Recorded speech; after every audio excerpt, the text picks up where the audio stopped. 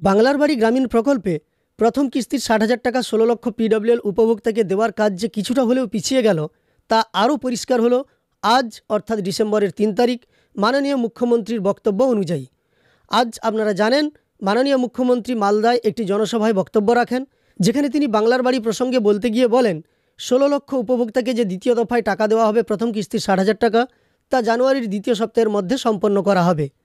এতদিন পর্যন্ত আমরা মাননীয় মুখ্যমন্ত্রীর প্রত্যেকটি সভা থেকে বক্তব্যে শুনেছি ডিসেম্বর মাসেই বাংলার বাড়ি গ্রামীণ প্রকল্পে ১৬ লক্ষ উপভোক্তাকে প্রথম কিস্তির ৬০,০০০ টাকা বাড়ি নির্মাণের জন্য পাঠিয়ে দেওয়া হবে।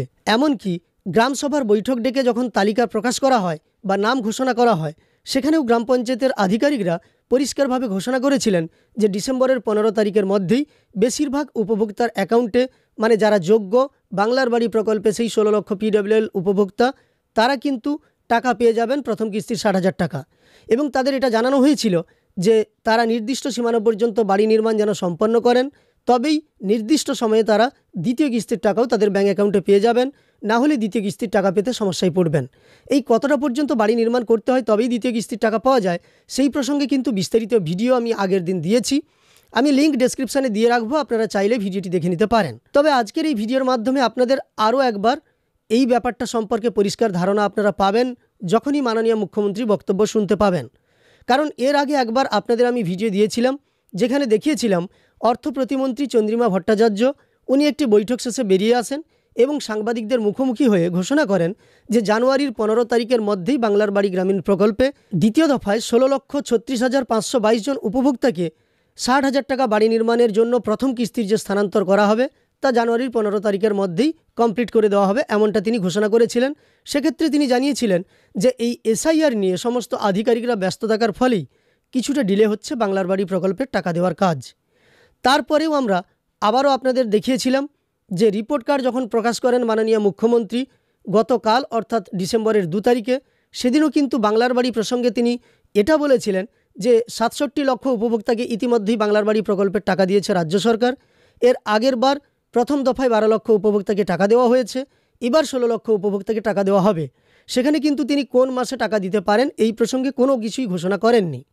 তবে আজ অর্থাৎ ৩রা ডিসেম্বর ২০২৫-এ মালদার জনসভা থেকে মাননীয় মুখ্যমন্ত্রী পরিষ্কারভাবে জানান যে বাংলার বাড়ি গ্রামীণ প্রকল্পে ১৬ লক্ষ পিডব্লিউএল তালিকায় থাকা উপভোক্তাকে জানুয়ারির দ্বিতীয় সপ্তাহের মধ্যে প্রথম কিস্তির ৬০,০০০ টাকা দেওয়ার কাজ সম্পন্ন করা হবে। মাননীয় মুখ্যমন্ত্রী কী বলেছেন তা সরাসরি আপনাদের শুনিয়ে দিচ্ছি। তবে মাননীয় মুখ্যমন্ত্রী বক্তব্য শোনানোর আগে আপনাদের কাছে একটি ছোট্ট অনুরোধ করব, এই চ্যানেলে যদি নতুন এসে থাকেন তাহলে প্রতিনিয়ত গুরুত্বপূর্ণ ভিডিওর নোটিফিকেশান পাওয়ার জন্য চ্যানেলটিকে সাবস্ক্রাইব করে পাশে থাকা নোটিফিকেশান বেল আইকনটা অল করে রাখবেন।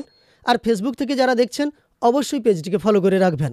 চলুন আমরা প্রথমে মাননীয় মুখ্যমন্ত্রী আজ মালদার জনসভা থেকে বাংলার বাড়ি প্রসঙ্গে কি বলেছেন সেটা সরাসরি শুনে নিই, তারপর আমরা এই প্রসঙ্গে আলোচনা করব। বাংলার বাড়ি জেনে রাখুন, প্রায় ১ কোটি লোককে বাংলার বাড়ি আমরা করে দিয়েছি। আগে করেছিলাম ৬৩ লাখ, কিছুদিন আগে আমরা দিয়েছি আরো ১২ লাখকে। এরপর জানুয়ারি মাসের দ্বিতীয় সপ্তাহের মধ্যে আরো ১৬,৩০,০০০ ৬০,০০০ লোক বাংলার বাড়ির টাকা পেয়ে যাবেন এবং ফার্স্ট কিস্তিটা পেয়ে যাবেন। তাছাড়াও মনে রাখবেন আরো আমাদের চা সুন্দরী চা বাগানালে আলাদা বাড়ি পায়, আরবান মিউনিসিপ্যালিটি আলাদা বাড়ি পায়। সব মিলিয়ে সংখ্যাটা প্রায় ১ কোটির কাছাকাছি, যাদের আমরা মাথায় একটা আশ্রয় করে দিতে পেরেছি। তো আশা করি আপনারা পরিষ্কারভাবে শুনতে পেলেন মাননীয় মুখ্যমন্ত্রী তার বক্তব্যে বলেছেন যে বাংলার বাড়ি গ্রামীণ প্রকল্পে দ্বিতীয় দফায় যে ১৬ লক্ষ উপভোক্তাকে টাকা দেওয়া হবে তা জানুয়ারির দ্বিতীয় সপ্তাহের মধ্যেই কমপ্লিট করে দেওয়া হবে, এমনটাই মাননীয় মুখ্যমন্ত্রী জানিয়েছেন। এবং তিনি এর সঙ্গে ঘোষণা করেছেন যে প্রায় ১ কোটিতে পৌঁছাবে বাংলার বাড়ি প্রকল্পে টাকা দেওয়ার কাজ। কারণ এরপরেও যারা নতুন বাংলার বাড়ি প্রকল্পে আবেদন করবেন তাদের টাকা দেওয়ার জন্য সার্ভে করা হবে।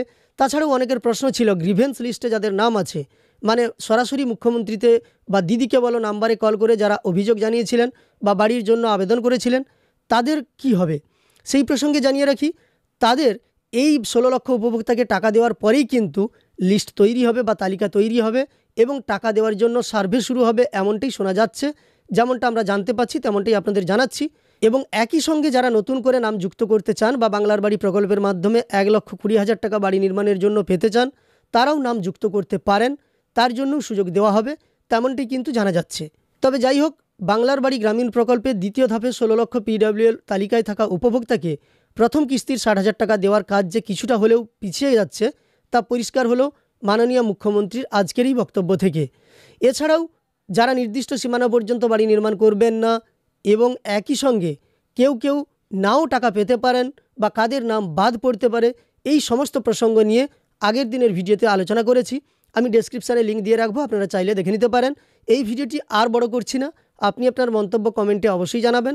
আর এই ভিডিওটি ভালো লাগলে একটি লাইক করার সঙ্গে সঙ্গে এই ধরনের তথ্য পাওয়ার জন্য চ্যানেলটিকে সাবস্ক্রাইব করে পাশে থাকা নোটিফিকেশন বেল আইকনটা অল করে রাখবেন।